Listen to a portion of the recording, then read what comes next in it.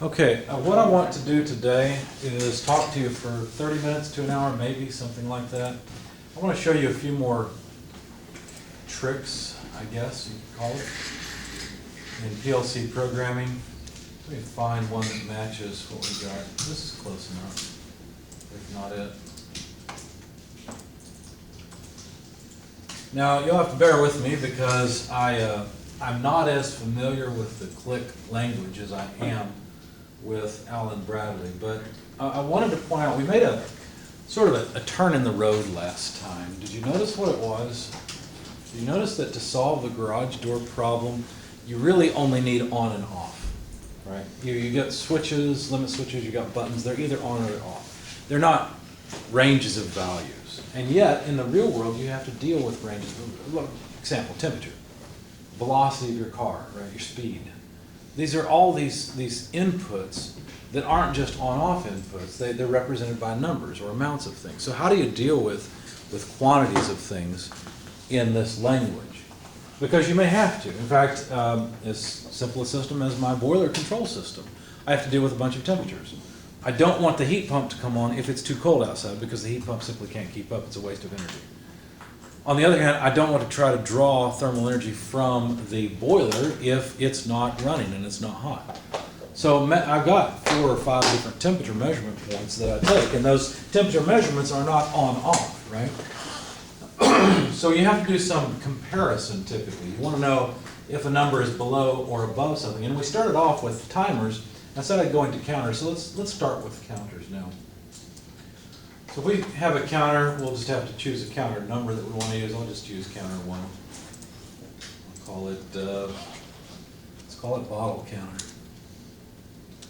Does that say C1? Uh-huh, let's see one. Okay. Or well, it says CT1, technically. Okay.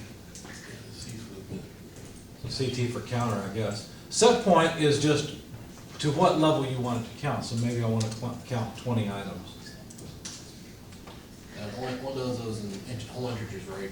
What's that? It only does it whole integers. That's a good point. Yeah, that's only integers. You can't have it count 20 and a half things. That wouldn't make any sense. And it's triggered based on, say, a limit switch. Say you wanted to add this to your garage door program, and you just wanted to know how many times that the door raised, right? Well, what does it mean for the door to raise? Well, it means that the limit switch at the top opens up, right? So every time, let me just name this as if this is the upper limit switch. Let's name it this way, door upper LS limit switch. And that's not really the instruction I want, right? What I want is every time it's not passing power. And I'll just get rid of this other instruction. So whenever the door opens up and the limit switch opens, and that limit switch is not passing power, which is a 0, the inverse of which is a 1, and that'll be a transition from low to high, which is what the counters actually count, is a low to high transition. Now I need some way of resetting it, but I'm not worried about that right now. And I guess this is not a bottle counter. This would be more of a door open counter. Whoops. Try it again.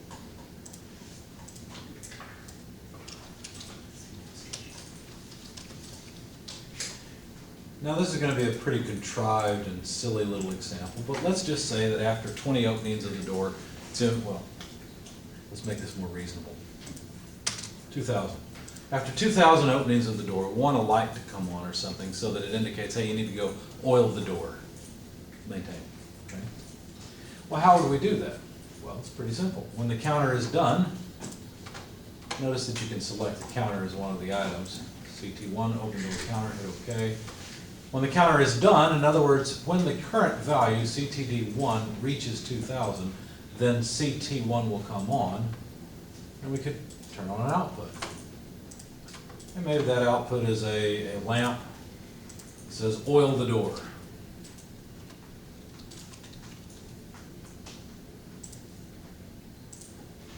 Okay, so that's an output to the user that tells them, hey, it's time to open or to oil the door. Now the number CTD1, I'm actually not sure if we can access that number or not. but I'd like to try it. So let's do some trial things here. You'll notice on the right-hand side, there are some advanced instructions, there's some math instructions. The math instruction can be used as an output that is triggered whenever you want it to be triggered. So basically, whatever conditions you put on the rung will trigger this math instruction to do its thing, to do the calculation. You may not want the math instruction to run all the time. So the result, I have to choose where I'm going to output the value that I calculate. I can choose to output into an integer, those are the DS addresses, a double integer, or basically a word, a DF, which is a float. Now this is a floating point. What that means is that you can have a number that has decimals after it. So 20.935 is a valid floating point number. You could also put it into TD. Now what is TD? Timer current values. TD, counter current values. Okay, well that's exactly what I was looking for. Now SD looks like it's, oh, what do we got? New year, 4 digits, month, day, hour. These are already defined, so I'm not really interested in those. So let's say that I wanted to take the count that's in counter 1. So that's CTD1. See how it's referenced here? CTD1. And I'm going to reset this counter to something. Maybe I want to reset the count. Let's say that, well, my analogy is breaking down, but I was going to say that opening the door in the wintertime is really bad for it. It means we need to oil the door the next day. Okay, bad example. But then I could simply set the counter value to 2000. Whenever it's cold outside, that would be a condition, and the door's been opened. You see how that would be a logical condition. Then I would want to set the count to 2000 so that this counter's done, and boom, the oil the door light comes on. You see? Now, what would those conditions look like? Well, one of the conditions is that the door has been opened. So actually, you know what, rather than doing that, I'll just copy this. The door is open. But let's say that I want to know that it's cold outside. How would I know that? Well, I'd have to compare the temperature outside to something. I have to have something to measure the temperature in the first place, say a thermocouple. If you don't know what a thermocouple is, it's okay. You'll know it by the time this course is over. It's a temperature measurement device. So I need this temperature measurement that comes into the PLC, and I need to take that temperature measurement and compare it to a number. Say cold means Arctic cold.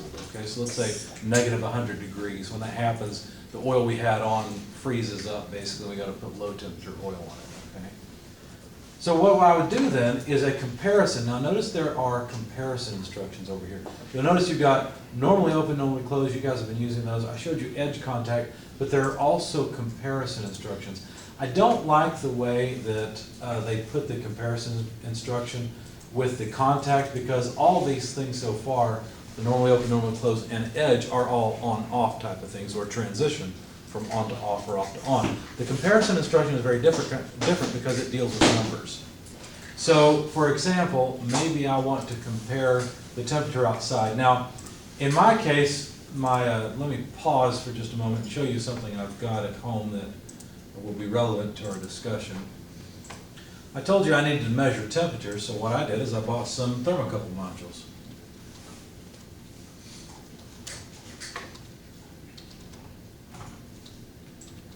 I'll show you the,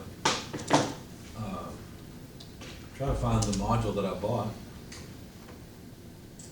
Temperature input module, 4-channel. Looks like I bought them at a good time. I got them for about $145. They're all the way up to $161. That's what I've got. And don't worry about what this is. It's just the type of thermocouples that it can take in. And thermocouples only produce millivolt signals, but it's an input module. But instead of being an on-off type of thing, you can actually hook up 4 different thermocouples here, and from that measure temperatures. And it's really nice because the temperature just comes into the PLC in one of these addresses. And in fact, when you have the PLC connected, once you've got one of these modules on the side of it, it'll show you what the address range is for the various temperatures. And the temperatures you can have set in Celsius or degrees Fahrenheit. It really doesn't matter, whichever way you want it. But let's just pretend for the moment that I've got an outdoor temperature coming in.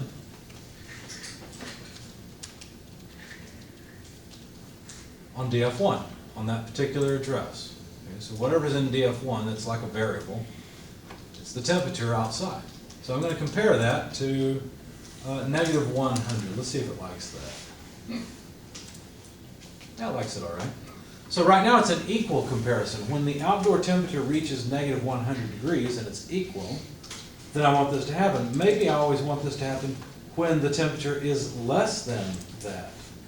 Or maybe less than or equal to negative 100. You see how you can choose different comparisons for the operation? Okay, so this is a comparison that gives you out. I know why they put these comparison instructions right here, even though I don't like it. It's because the output of this, the result of all these is a bit. It's a true or false. It's a passing power or not passing power. So if this is not true, if the outdoor temperature is not at or below negative 100 degrees, the current won't get through here. See? So this is a pretty simple thing. So comparison instructions are really important. You'll notice that it's broken out into several different types here. Let's see. So there's, which one did I use? Less than. So there's that one. There's greater than. This is not equal to. This is an equal to comparison. This is a falling edge, rising edge. I know that's inversion. I'm not sure what those two are. I'm curious. I want to try those and see what we've got. Honestly, don't know. And that's actually something good to point out. There's a lot of things. It's got a label on the bottom left when you put it over. Yeah, I know that, but I can't seem to drag them in as a. Oh, there we go. If I click here, I can just put it in. It says compare A with B, which is the same thing that I had here. Compare A with B. There's another compare A with B, but it's automatically greater than. Okay, so that's the not equal to. This should be a edge contact, so we'll turn it off, turn it on. Oh, immediate. Okay, I just learned something. I didn't know this. And also I learned something else. This screen's not showing you everything that I can see. Let me show you what I mean. See how there's actually more to it? The resolution is making the screen bleed off the edge. And of course it just snapped to, no it didn't. So these are the two instructions you've been used to using so far, the normally open, normally closed. I can explain to you what these are now that I've seen the comment. You see the I in between the contacts? The contacts, I mean? That I means immediate. What that means is in the normal way that this system works, the inputs are read, whether it's a float input from a temperature sensor or a switch somewhere, all the inputs are read, and then the logic is computed to figure out what the outputs should do, and then all the outputs are calculated at that time. Does that make sense? And then it goes back and continues. The immediate instructions means go look at this right now. So in other words, if I've got an input that's an immediate input, it means I know I'm in the middle of the scan, and I've got an instruction. Here, let me throw one in so you can see it. I've got an instruction that's going to go look at an input.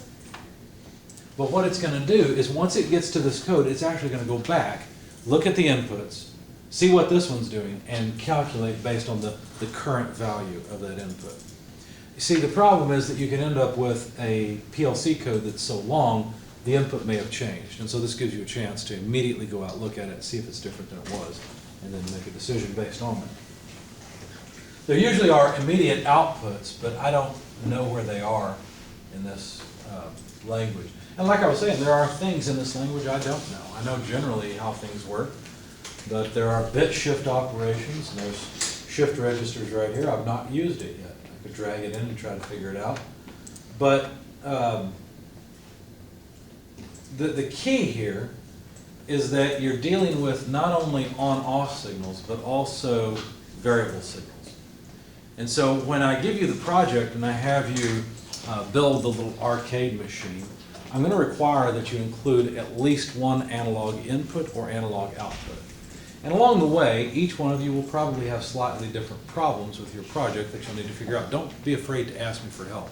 I'll be glad to come by and help you out with your project and say, okay, well, there's probably an instruction that will do what you need. Let's go look for it. Let's figure out how it works. And then you can use it in your project. But there's a lot more to PLCs than I know as well. So I can help you. I usually know where to find things. The basic things are contacts and coils and timers and counters. Beyond that, advanced, really you're getting into excuse me, things that deal with more than just one bit.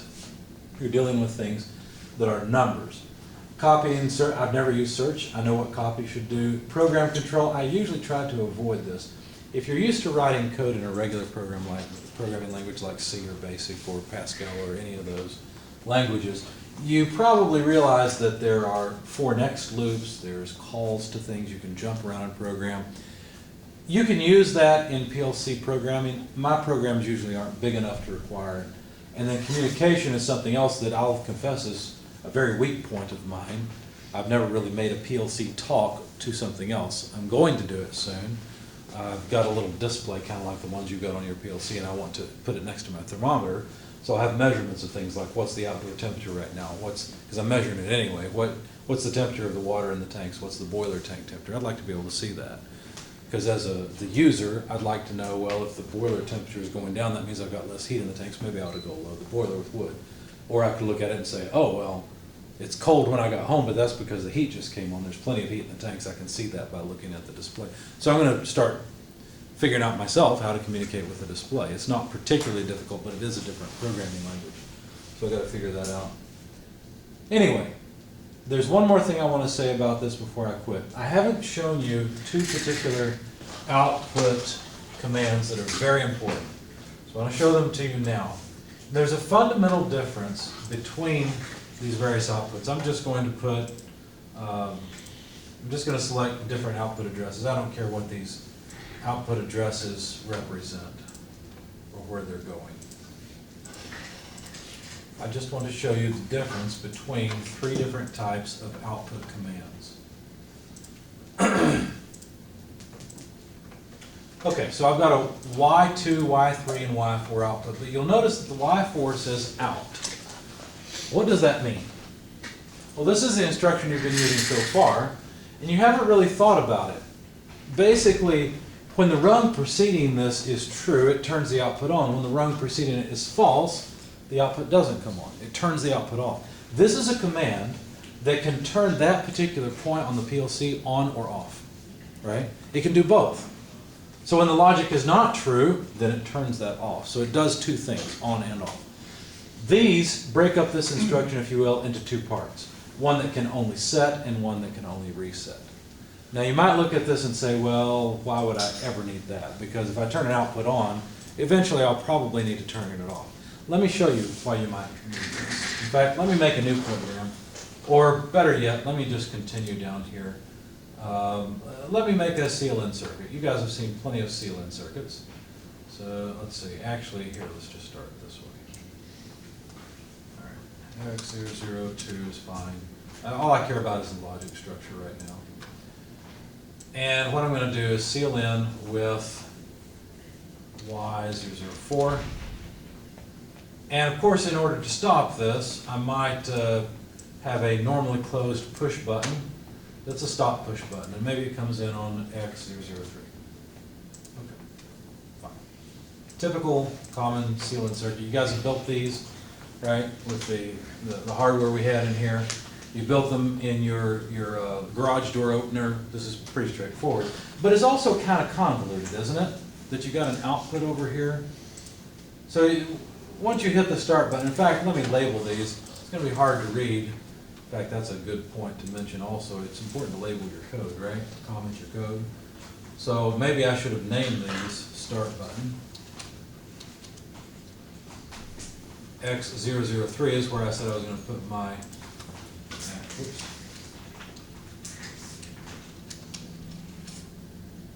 where I was going to put my stop button. Of course, it's a normally closed switch. And then Y004,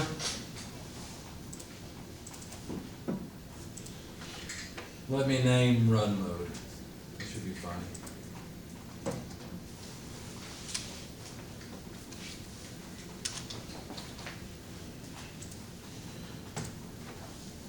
Okay, so we can read this in English. If the start button is pressed and passing power, and the stop button is not pressed so that it is passing power, run mode turns on. Even if the start button is released and the stop button is not pressed, which would pass power, if run mode is on, then run mode will stay on. Right? So we can read that in sort of English. I could do this a different way. Watch this.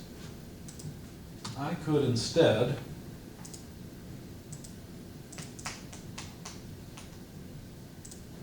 do something as simple as this.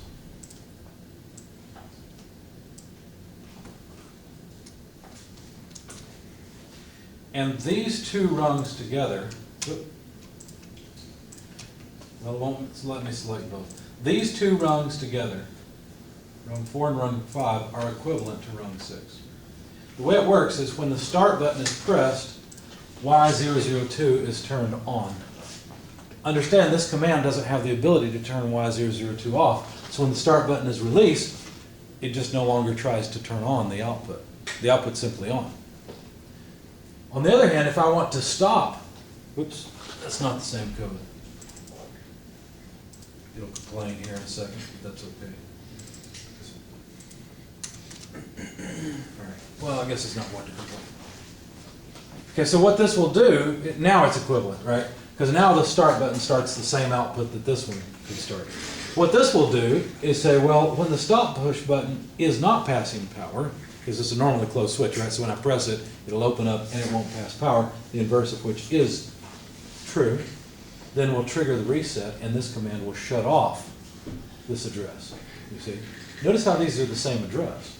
So this one is the rung that turns that on, this is the rung that turns it off. It's a little less convoluted than trying to think of how you would set up a circuit to turn something on and turn it off. Because the conditions for turning something on are likely very different from what it would be required to turn it off. In fact, otherwise it would never come on, right? If the conditions are the same, one rung would say turn it on, the next rung with the same conditions would say turn it back off. It would never come on. So this is one way of setting up memory, essentially. Because what this rung is doing is really remembering that the start push button was pressed. And this rung is forgetting that the start button was pressed. Now, why did you show us that a long time ago? Well, mainly because I wanted you to see this setup, which is extremely common, and I wanted you to see and or logic, and that's a good entry point. So that's why I showed it to you the way I did. But this is something that's very convenient. And notice that the software did not complain about me naming these the same as this one. That's because it's expected. When you write a set, somewhere you will have a reset with that same address. Now, this is still a mistake, right? Because this may calculate, oh, well, the start button is pushed, we need to turn this bit on. And down here, it's doing the same thing, right? If my logic here were different, then this rung would override these other two. But you see, hopefully, how the set and reset outputs are useful. I use this, I don't know if I should explain how I use it. It's back in my boiler system. I'll try. There's a couple of valves that I have for different purposes. Like if I'm going to pull heat from the tanks, I have to switch two valves. It turns out these valves are always just opposites of one another, okay? I could drive them off of one output, but I'm driving them off of two. And what I do, though, is I don't really want to change the status of these. Does that make sense? In other words, once all the conditions change that turned a valve on, for example, I just want it to stay that way until there's a need to turn it off. So that's why I have it set up where it basically remembers the mode the valve should be in and keep the valve in that mode. I can show you that code sometime if you want to see it. I don't think it's all that interesting. But my point is, these two commands come in really handy when you want to remember something or maintain something in a normal state, in one state. You can think of these more like your light switch, right? When I go and I push up on the light switch, it turns the light on and the light just stays there. I have to push down on the light switch in order to turn it off, you see. So there's an action, an event that's required to turn it on and an event required to turn it off. Okay. Anything else? Any questions you guys have? I know this wasn't all that clear, but I think once you start trying to program the projects in the further laboratories I've got for you, this will make more sense. And I'll help you, of course, as we go. I just wanted to introduce you to a few more commands. So. All right, well, let's work on the garage door if you haven't finished it. If you have, then we'll work on the traffic